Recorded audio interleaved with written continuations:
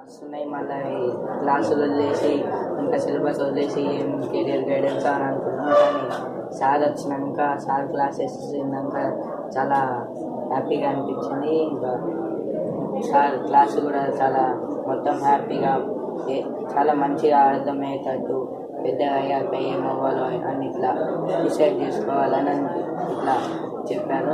ఇలా డిసైడ్ చేస్తాను సార్. అయితే సార్ మాకు క్లాసులు 3 మాడ్యూల్స్గా చెప్పారు. ఫస్ట్ మాడ్యూల్లో మన మీద ఉన్న మిత్స్ ఎలా ఉండేదో దాన్ని ఎలా తొలగించుకోవాలో చెప్పారు.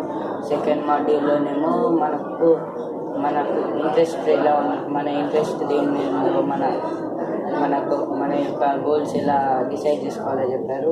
ఇంకా థర్డ్ మాడ్యూల్లోనేమో దానికి తగిన యాటిట్యూడ్ ఎలా ఉండాలో ఇలా చెప్పారు.